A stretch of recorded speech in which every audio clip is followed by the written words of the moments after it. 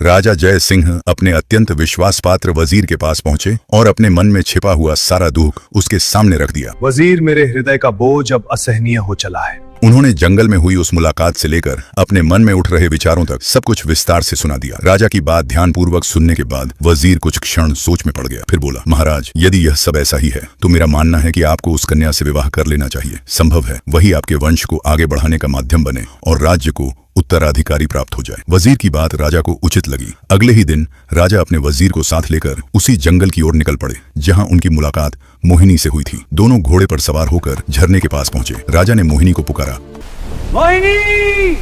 लेकिन वहां कोई उत्तर नहीं मिला। कई बार आवाज देने पर भी जब वह दिखाई नहीं दी तो वजीर ने कहा, राजन, संभव है आज वह यहाँ न राजन, संभव है वह आज यहाँ ना आई हो।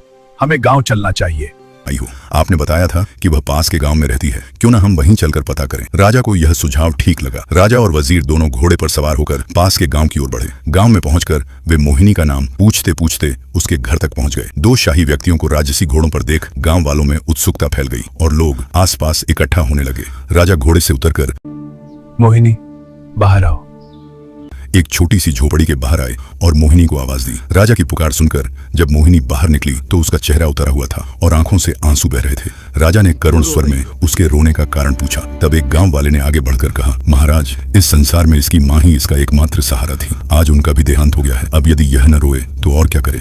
इसके बाद गांव वालों ने राजा और उनके साथ आए व्यक्ति से उनका परिचय जानना चाहा। तब वजीर ने राजा का परिचय दिया। ये स्वयं हमारे महाराज जय सिंह है। जैसे ही लोगों को पता चला कि सामने स्वयं राजा जय सिंह खड़े हैं, पूरे गांव में हलचल मच गई। सभी ने मिलकर राजा का आदर सत्कार किया।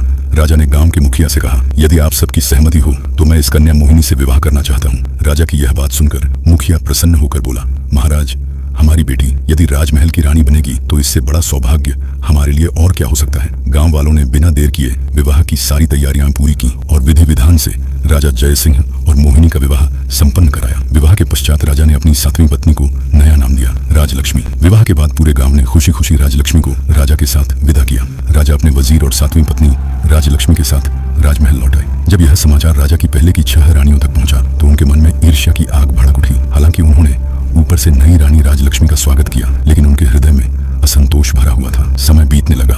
राजा का अधिकांश समय अब नई रानी राजलक्ष्मी के साथ ही व्यतीत होने लगा। यह देखकर पुरानी रानियां और अधिक जलन महसूस करने लगी, परंतु राजलक्ष्मी इन बातों से बिल्कुल अनजान थी। वह अत्यंत सरल स्वभाव की और निर्मल हृदय वाली स्त्री थी। वह अन्य रानियों को अपनी बड़ी बहनों के समान सम्मान देती थी। कुछ समय बाद एक दिन रानी राजलक्ष्मी ने राजा को शुभ समाचार दिया कि वह माता बनने वाली है। महाराज, आप पिता बनने